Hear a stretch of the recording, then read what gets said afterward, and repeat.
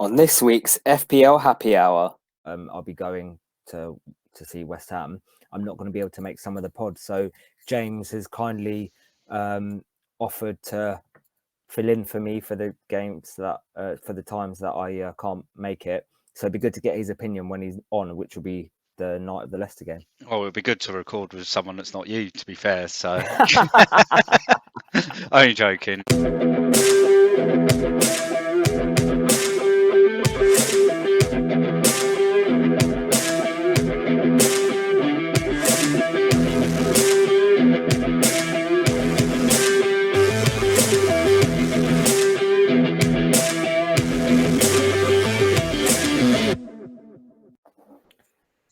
Hello and welcome to FPL Happy Hour, episode 5 of season 3 with myself, Sham, otherwise known as FPL 2 Guys 1 Cup on Twitter. And myself, Rob, otherwise known as FPL Panda. Rob, how you doing, mate? Yeah, all good. Busy weekend. Think a lot of people will have heard my big news from the weekend with the project that I've been working on with James Alapran for Scout, and yeah, it's been a busy weekend of trying to get that all finalised, and yeah, I've got a busy couple of days ahead of me, getting that sorted so that everyone that's got one of the brand new planners for Fantasy Football Scout has got one. So yeah, busy. Well done for that, mate. Yeah, it's good. it was nice to work on something with James that yeah, a bit different to my own planner, a lot more sort of simplified and streamlined, and yeah, it's yeah, nice and slick. We just got to get it out to like the 2,000 people that want one. Nice. Lots of work then for you. Yeah. All good for you? How was? Yeah, busy weekend with the kids. It's their birthday weekend. So I did see that you were dressed up as Mr. Incredible yeah. over the weekend. Yeah, if you haven't seen it, go on my Twitter, have a look. I was dressed up with my kids and their mum as the Incredibles family. Actually, the picture of their mum isn't on there, but yeah, all 4 of us went through Kingston dressed as the Incredibles family, and we got 2 people come up to us and go, "Are you famous? Can we get a photo?" And I was like, "No, we're not famous. Like, you can get a photo if you want." It was good fun though. Like literally, we were getting stares everywhere. Yeah, it was the Yes Day challenge thing. I don't know. The kids have gone. There was a film called The Yes Day, and they watched that and were like, "Oh, can we do that?" But yeah. Anyway, back to football and FPL. What do you think about? There's been a couple of big new signings since we last recorded. So obviously we had Ings. Yeah, that came through just after as we were recording, so we missed it. Oh, was it? Yeah, I think I think we came off. We finished recording and then saw that the Ings transfer had happened. Yeah, I think that's a great signing for Villa. We spoke about last week how yeah, their transfer window has been up there with sort of one of the best. Yeah, I think he'll slot in quite well, and with Grealish moving on, looking like possibly Watkins then moving out to the left, like he was playing at times for Brentford, wasn't he, out on sort of wider forward, Ings through the middle. Yeah, I think yeah, I think they've done enough to definitely not be stuck where they have been in last season. I mean, 2 seasons ago we were talking they were fighting for relegation. I think yeah, they could push potentially towards European places if that team all sort of slots together. Like you can buy all the players you want, but it doesn't necessarily bring success. Like look at City when they first took over. It took a few years to get that sort of right combination. So yeah, they're definitely an interesting team to watch. And I think most talking of City, obviously Grealish signing as well. Yeah, him going to City. I think it's an interesting one. I think it means that there'll probably be some outgoings from City, especially if they want to push Pep forward. was quite open about that as well, wasn't he? Yeah, Well, it's especially if they want to go and sign a striker, which there's two strikers on the market. Well, one of them's potentially on the market. The other one isn't really, but both are going to be cost them a lot of money to do. Haaland or Kane. I don't think it's going to be Haaland. I think it's Kane or bust really, and yeah, they've got to offload to be able to afford that. So yeah, it'll be interesting. And then the final move, which will affect FPL managers, is what hasn't been confirmed, but it's likely that Lukaku's moving to Chelsea. So great business again by Chelsea. Yeah, well, but I just don't know what we do for FPL teams if that happens. That puts a massive spanner in the works, doesn't it? Yeah, I think Lukaku's an interesting one. Probably be priced 10.5, 11, I reckon. I think 11 and a half. I think, and it would be fair. He's proven himself to be one of the top strikers in Europe in the last 2 or 3 years. Well, since he left United, and yeah, I think I think you've got that buffer though with Chelsea, that they've got the good game against Palace in game week 1 at the weekend, and then they've got a run of tough fixtures. So you've got a bit of time with Chelsea, like how we spoke about when we spoke about Havertz a few weeks ago, that you can afford to kind of just wait and see what happens. But he could be great value for money if they're firing and he's at the figurehead of it. It'll be interesting to get James Johnson, who is our Italian rep's opinion on it, because I know he watches a lot of Serie A, and obviously it was 10 years since Lukaku's been at Chelsea and a few years since he's been back in the Premier. So it'd be good to see, good to get his opinion on what Lukaku's been like at Inter for the last few years. And I guess that kind of leads me on to a mini announcement that during like our Thursday live streams and like Monday night games, because I'm now a season ticket holder, I'll be going to see West Ham. I'm not going to be able to make some of the pods, so James has kindly offered to fill in for me for the games that for the times that I can't make it. So it'd be good to get his opinion when he's on, which will be the night of the Leicester game. Oh, it'd be good to record with someone that's not you, to be fair. So only joking. No, it'd be good to have James on, because he's I mean, he showed his huge knowledge during the Euros, and having that opinion, and as a Villa fan as well, it would be nice to get some insight on that. And I think the first episode he's going to be with us is game week 3, I think.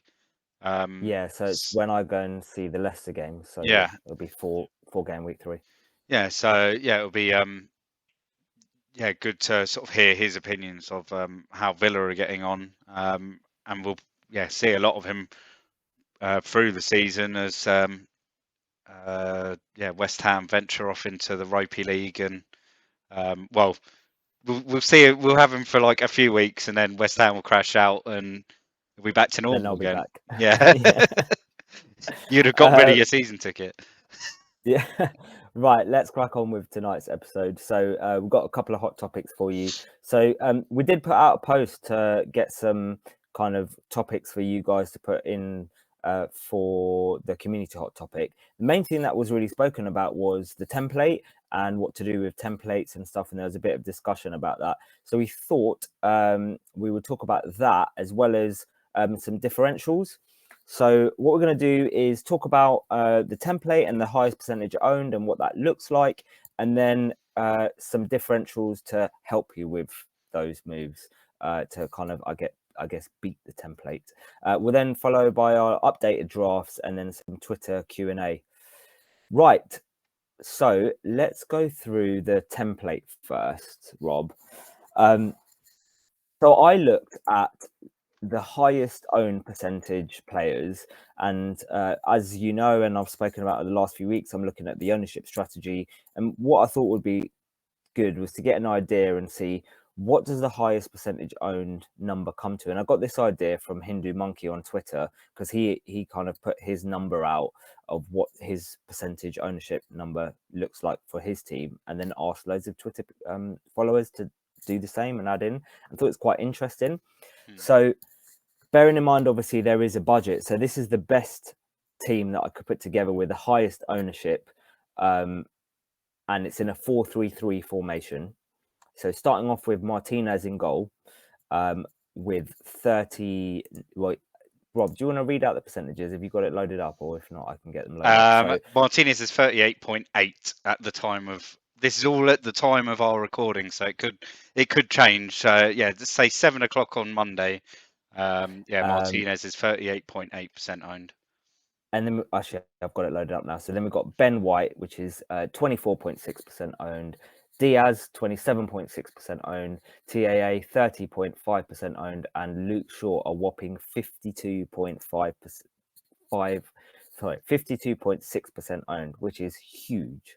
That's massive for someone that, like, in past seasons hasn't gone near many teams at all. I don't think he went over 10% last season. Yeah, and it's ridiculous. It's amazing what a goal in a Euros final can do for you.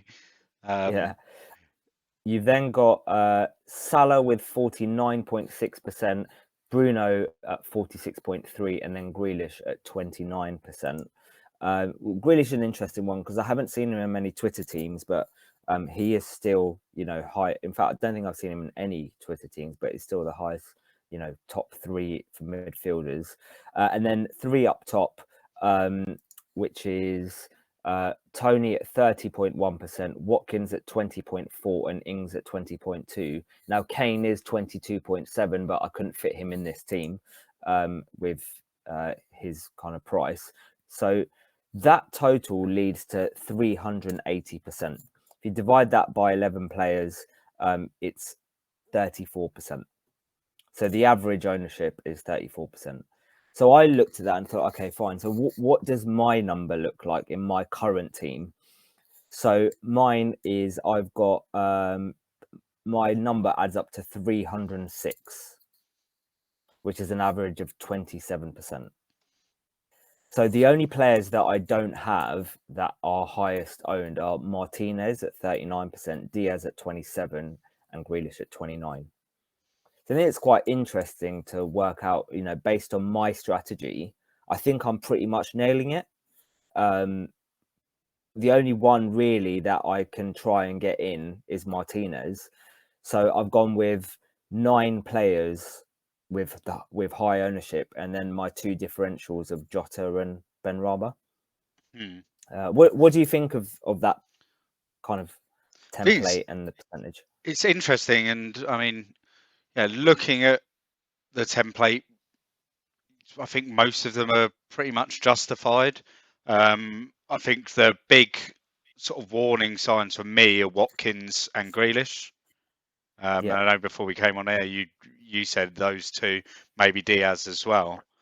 Grealish, because we're just still not sure how he fits into that City side. But with it looking like Foden's out for possibly up to 6 weeks, which could mean that that kind of increases Grealish chances. But he also needs Sterling to be out to be kind of a nailed on that left side. Watkins, I think with Ings coming in, we'll see Watkins probably drop between now and the deadline on Friday. So yeah, and Ings going the other direction. Yeah, probably. Ings probably going up to around that value. So yeah, that probably be the one as well, because I don't think Watkins. Ings is only 0.2 behind Watkins at the moment, so I imagine it will be like, well above that. And I think, and then what you'd think that it would probably increase maybe Tony's ownership if people were trying to find an extra 0.5 somewhere and they just knock a 7 million down to him at a 6.5, or players like Grealish, Diaz could just drop down. Like Diaz could become, although everyone seems to have gone off Digne after Everton's shambolic performance on Saturday, which I can't justify moving out Lucas Dean on one performance. It was a good performance by United, but yeah, that Everton side isn't going to be like the one that starts on Saturday. So what's your percentage, your total then? So my total is 272, which is 24.7% per So player. bearing in mind that you're not doing the, I guess, let's call it the ownership strategy like I am, do you think yours is too template, or do you think that yours is kind of just fine, or what's Well, your thoughts? we spoke about this last week. Like, I think that at the start, it's okay to be template. Yeah. Like, have those safer options, gain the information, and then when the wild cards still start playing, like you'll see an influx of wild cards in like game week 2 or 3. We'll see another lot in like 6 or 7 around that fixture swing for Chelsea. Then you'll see another load that will be later around 12, 13 in the fixture swings for City, United, and Liverpool. So yeah, it's how you then use that wild card to move on. I think, yeah, you want to have that sort of stable start, and by going template, you've got that stable start. You're not going to be miles behind the sort of the bulk of the field.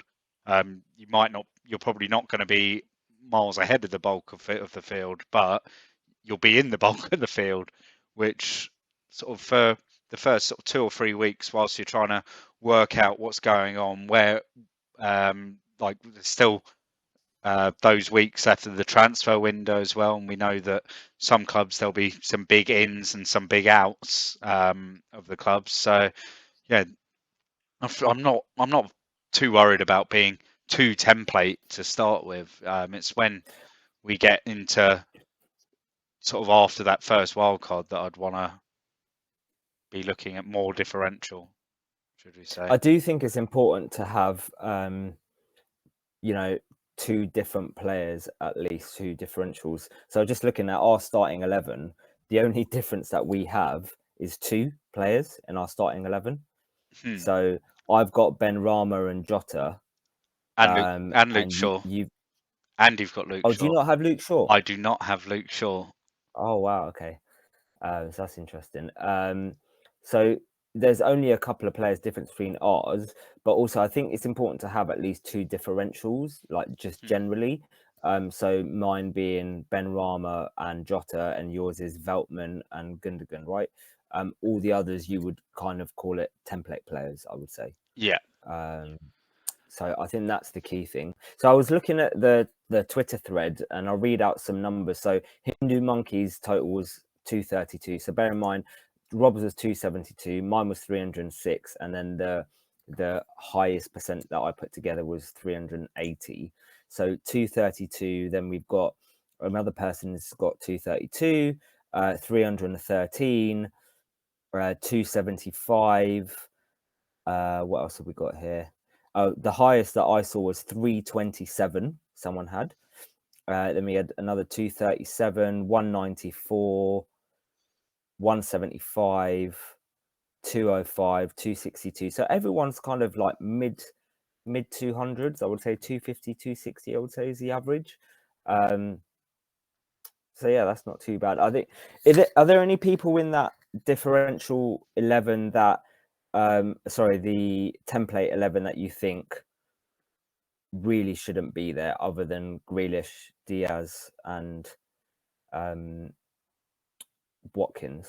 I think there's an argument for Tony, but I think with it looking like DCL could be out, there's not much sort of going on in the forwards that are not like Vardy, Kane, Aubameyang, players like that. So yeah, there's an argument like for and against Ivan Toney in there as well. Ben White, we don't know if, like, that Arsenal defence is Cheap, quite right? Yeah, he's unreliable, but he's cheap. like in a game like Sky, Ben White will probably be a great option because of the passing tiers, etc. But in FPL, is he a great option? I'm not sure yet. I mean, there's funnily enough with the work that we've done for Scout on the planners, we were able to do some calculations on what players are being selected in the planners to sort of give us kind of Okay. an Yeah. ownership there. And yeah, TAA in the, I mean, we've got about 500 out there at the moment. TAA's 97% Wow. selected Wow. in those planners, with of which 95% have him starting, but that could be just like 5% of them So forgot to our tick a listeners box. here are getting some proper insight because they wouldn't know this information. No. Luke Shaw is 86% selected on those planners. Then after that, you've got so it's just defenders. So you got then you got Ben White at 42%, Lucas Dean and Joel Veltman at 36%, Luke Ayling also at 36%, Okay. and then you got Amate and Sufal also over 30%. So yeah, it's lots of sort of really good info there. And it's kind of showing that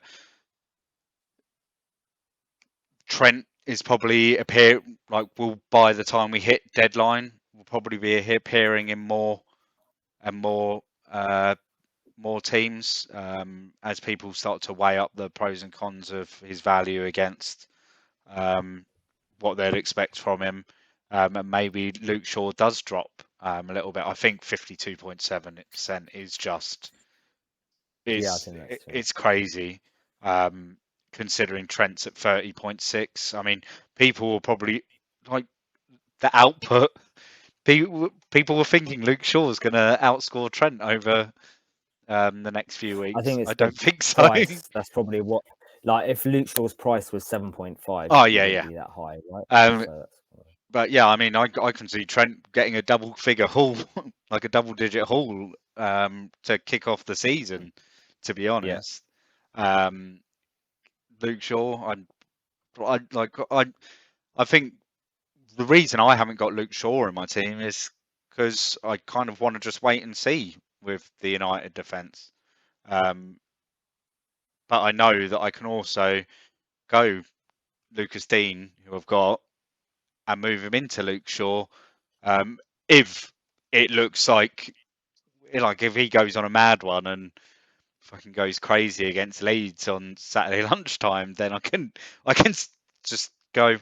Maybe I might bring him in, especially if Everton are horrendous at the weekend. So yeah, like it'll be an easy thing to do. Although knowing that at that percentage, Luke Shaw will go up in price on Saturday night. Like yeah. he will go up in price on Saturday night, and he'll probably go up again on Monday or Tuesday.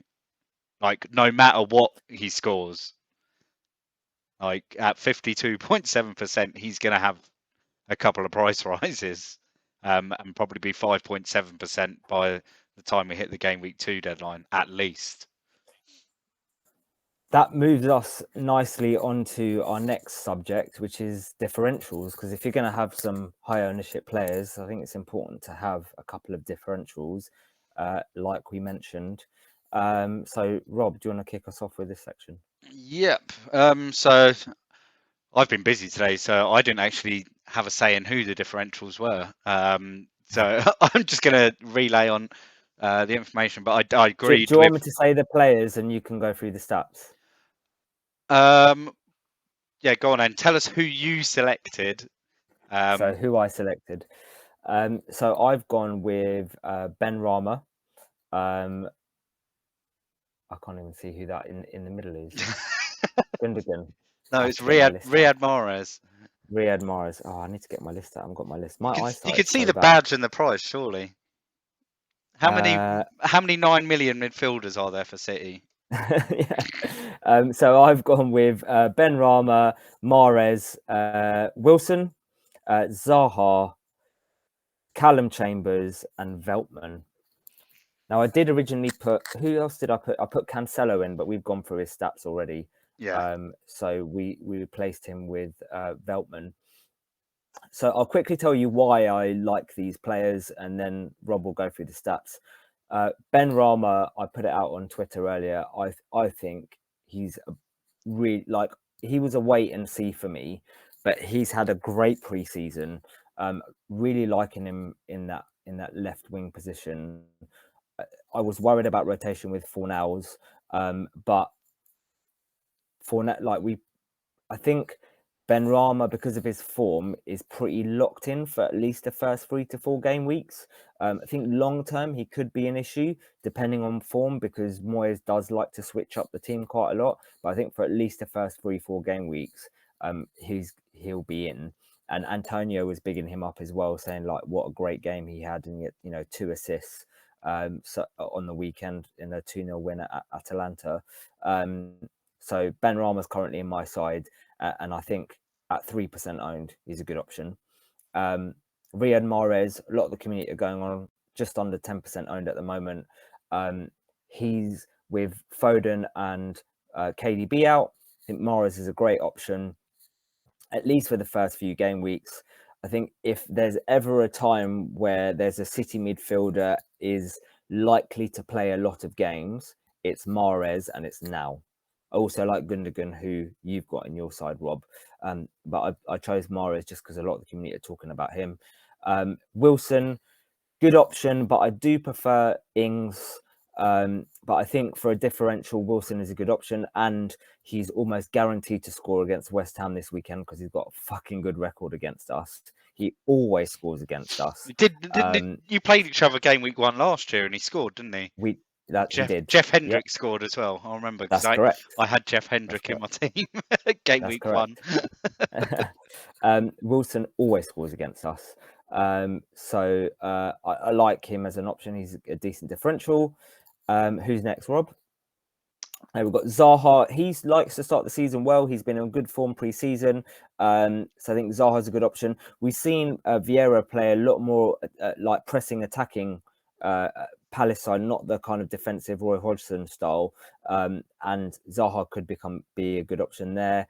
Callum Chambers, I think that he played centre back in the weekend against Spurs, but he was playing right back. I think Bellerin played right back, and then Chambers moved on to as a centre back.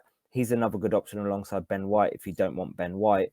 And then finally, Veltman playing in that right back position, but if he gets put, he can also play the centre back position as well. Do we know if he's going to be starting right back or centre back? We don't really know. I suppose if Lamptey comes back, he'll probably go in the back 3, right?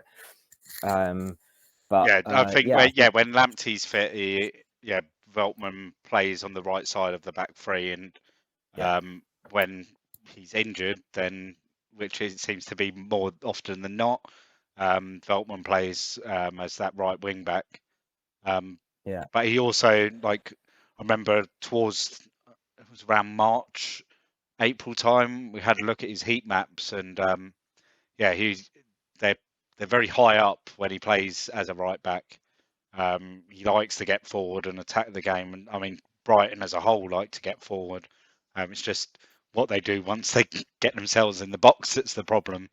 I think one thing that's important that I mentioned last week, definitely, and I have in previous episodes, is for me, differentials are used as a short term.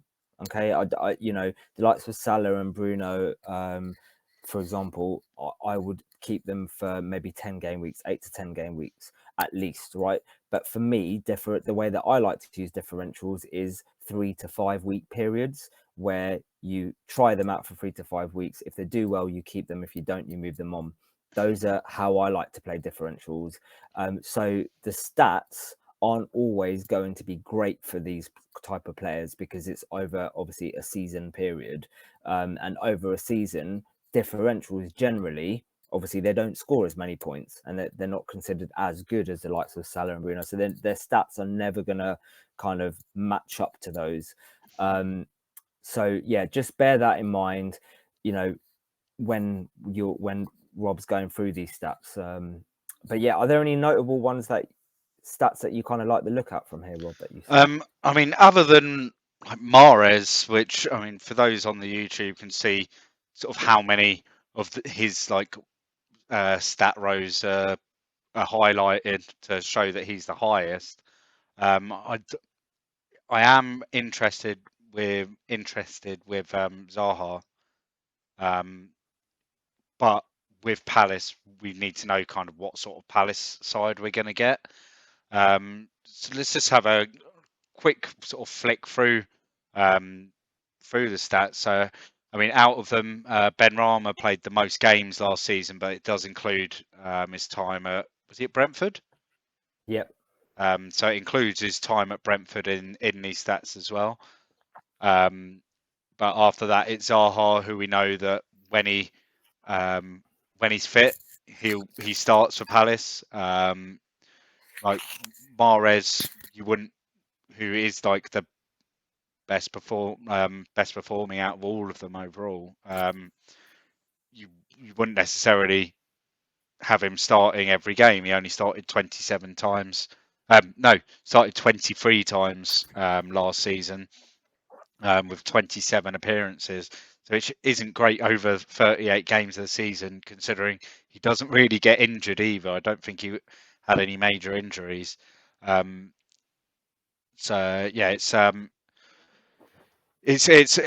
mean, that's the only concern, like you said at the top, like with Mahrez, though we know that with the injuries to Foden, De Bruyne, I'm not sure is fully fit at City. Does that mean like now we can almost guarantee him starting?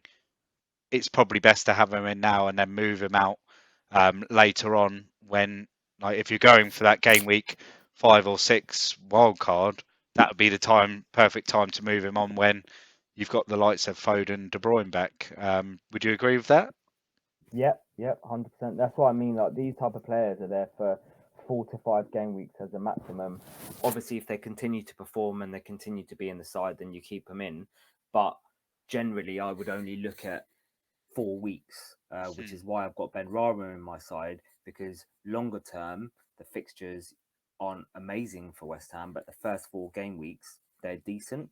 Other than, you've got Leicester in game week 2. Other than that, the other 3 are decent. Newcastle, Southampton, Palace, and Leicester, the first 4. I'm happy to go with Ben Rama, to be honest, with the first 4. So yeah, I agree 100%. So yeah, let's just. I mean, with Chambers and Veltman, a lot of these stats are pretty sort of. They're just not important because they're not forwards or midfielders. They're not getting involved much up in the top end of the pitch. But so goals wise, Callum Wilson with 12. I mean, he only played 23.2 90 minutes across the season. So actually, he's their talisman, isn't he? He's involved in like 40% of their goals, which is ridiculous. Yeah, so he actually, I've got that wrong in my highlighting. He scores a goal just over every half a game he plays. Which I mean, for a striker, that's what you want, isn't it? Yeah, goal every half a game. 2. Yeah, 1 in 2. You'd take that. Whilst Mahrez at 0.4 is really good as a midfielder. Assists, got that wrong as well. I've probably got all the highlighting wrong, to be fair. Assists, Ben Rama per 90, 0.38. most of them I've seen would be at Brentford last year. Yep. Yeah. So I mean, that's what got him his move to West Ham, was his performances for Brentford. Yeah. So 0.38 per 90 for him. 6 in total. Mahrez was only 0.28. Callum Chambers 0.24. Because he did get himself 2 assists last season, which is crazy. Right, and then on to shot creating actions. So the best of them was Wilfred Zaha, 85 over the course of the season, at 2.93 per 90. So still not that good per 90, but yeah, he does, like, there's a lot of creation there. It's probably down to the way that Palace was set up last season. The best for shot creating actions is actually Mahrez at 3.87 per 90. And then after that, it was Benrahma at 3.46 per 90. And then goal creating actions, the best of them is Riyad Mahrez at 0.65 per 90. Next up, Benrahma 0.57. Then Callum Wilson at 0.47, which I'm surprised with. That he's in like the top three there. But then Palace didn't score much, and then Chambers and Veltman, like I said, aren't very attacking. XG for the season, the top was Zaha at 7.5, which worked out at 0.26 per 90. The best per 90 was Wilson at 0.49. And then XA was Mahrez at 6.9, which worked out at 0.32 per 90. Goals and assists, expected goals and assists, per 90, the best was Callum Wilson at 0.7, which is interesting. With, I think, Newcastle, they looked a lot better towards the end of the season, and it'll be interesting to see how they come out this season. Although, it's whether Wilson can keep his fitness together and whether they improve in the sort of the higher end of the pitch. I know that ideally you want, if Wilson's fit, you also need St. Maximin really to be fit, because then there's that, and then I think you could potentially own either one of them at times through the season when they have sort of nicer run of fixtures, because you know that their most creative player and their biggest threat is ASM, but generally the man that scores the goals is Wilson. So if you want to sort of save yourself, I think ASM's like 5.5 this season.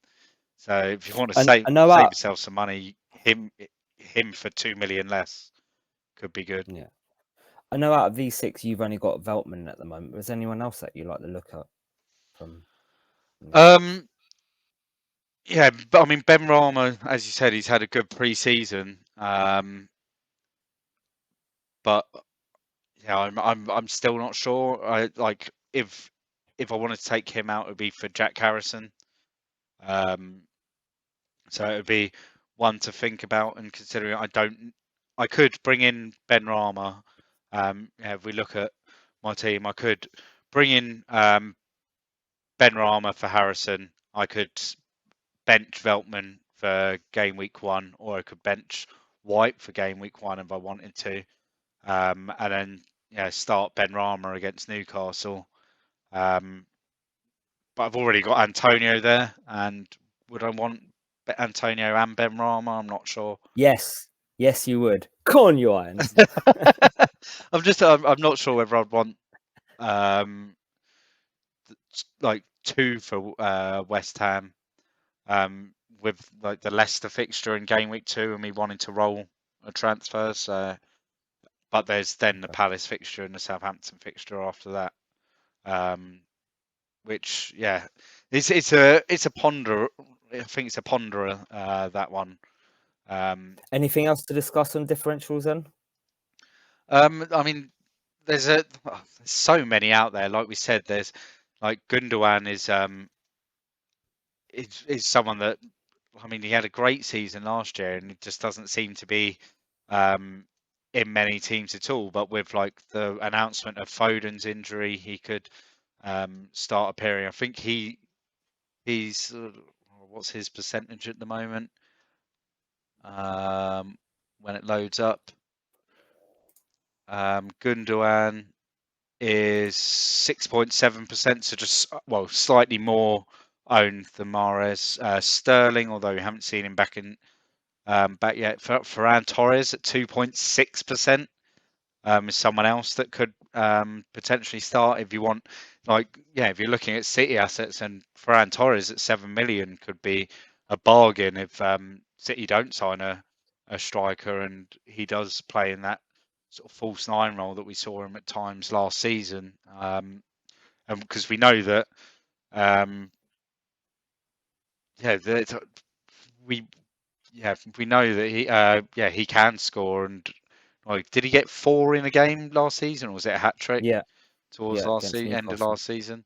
So he's someone else I like.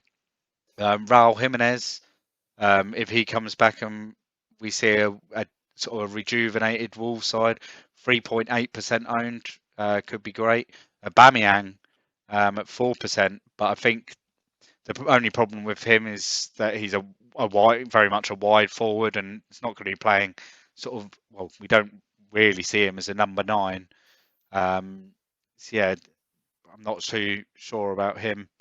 But then there's a lot of other players that are just gradually going up now. Like Diogo Jota is now 11.3%. He'll go up a little bit more.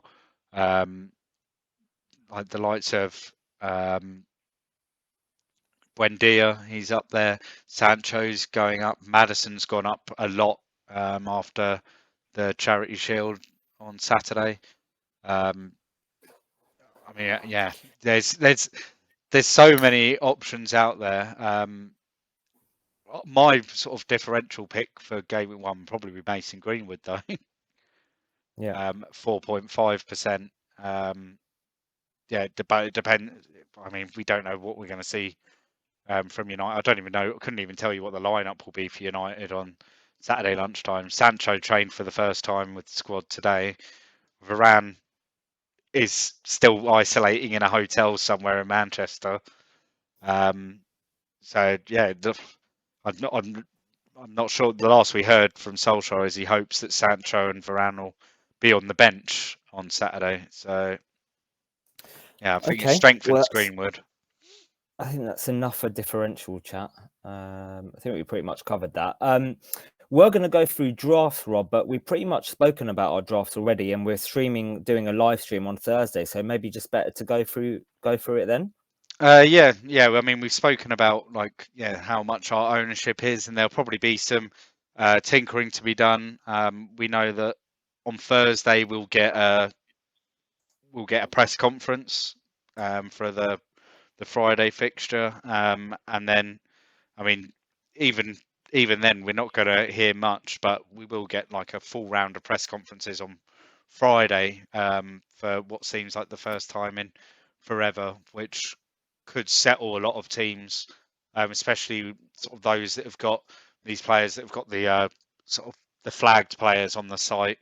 Like Calvert-Lewin loads of players went flagged today, like when they sort of updated this morning.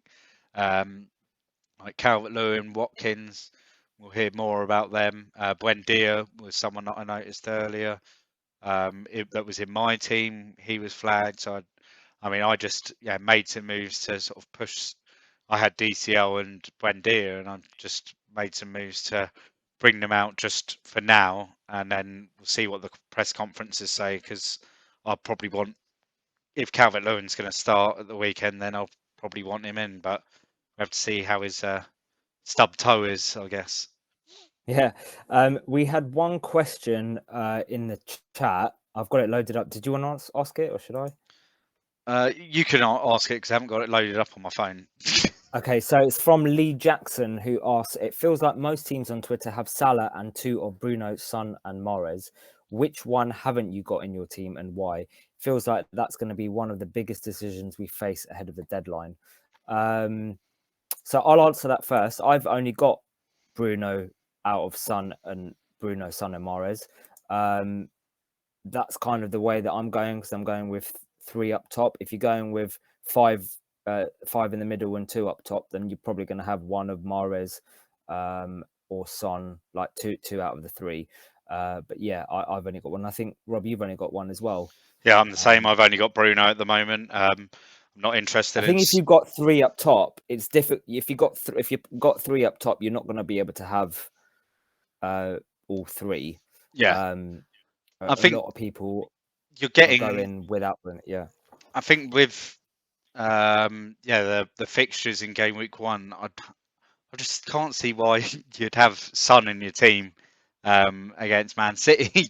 To be honest, considering I wouldn't put him off scoring against City.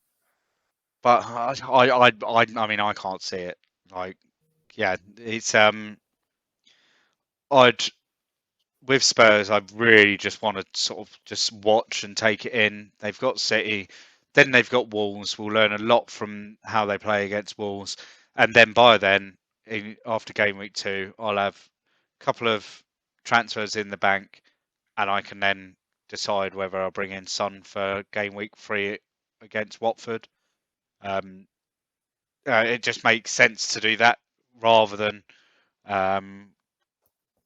bring him in for game week 1 against City, and it could just be a waste of money, to be fair.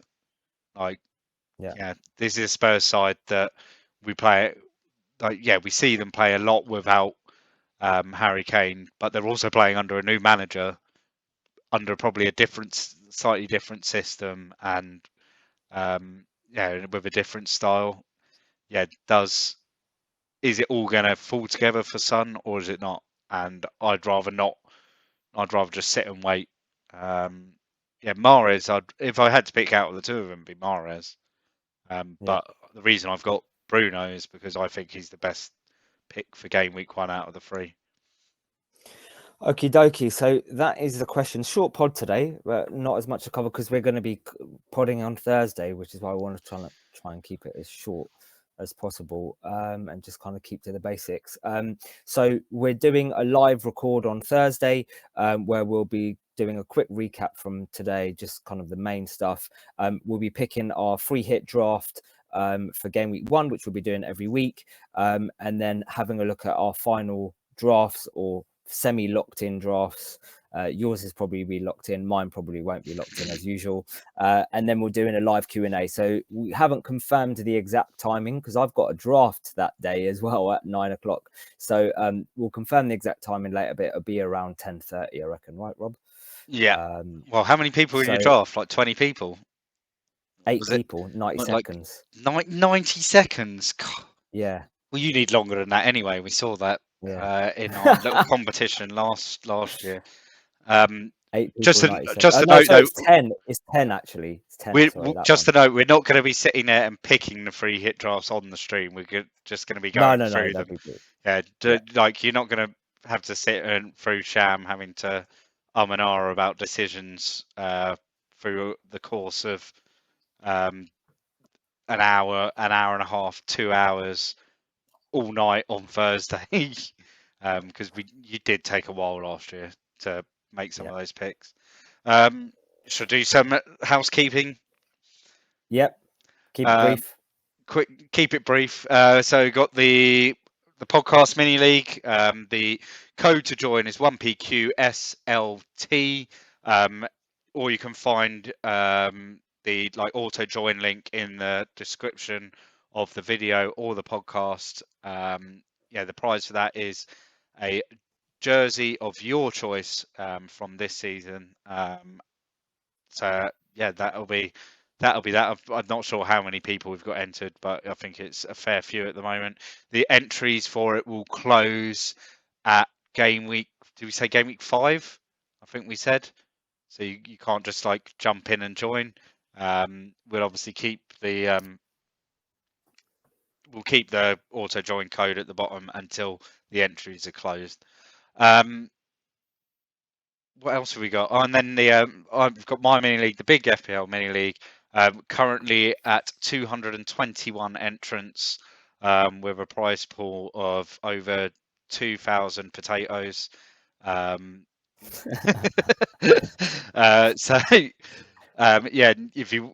you want to join that, again, the You might entry join form. just to win some potatoes.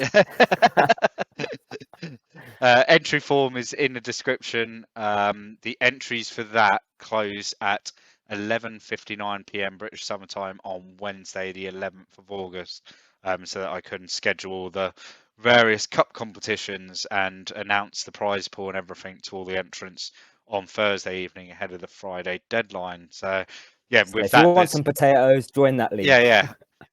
But you've got to give me 10 potatoes to join it. Okay. With like around 1 potato per entry. I don't know why I'm still going with the potatoes. Going to charity. Yeah, going towards a local grassroots football club. And yeah, that is that. That's What else See is you on there? Thursday. That's it. Yeah. That's it. So yeah, keep an eye out on Twitter and for the time of the live stream on Thursday. And yeah, come and join us. There'll be a Q&A and yeah, should be good. Hopefully we'll have some more news on injuries by then. Nice. Well, thanks for tuning in. You can find us on Twitter, FPL_Happy Hour. We're also on a number of podcasts, Spotify, Apple Music, etc. And our YouTube channel, FPL Happy Hour. Please like, subscribe, share, and all your retweets are really appreciated. So until Thursday, we'll speak to you then. Take care. Cheers, guys.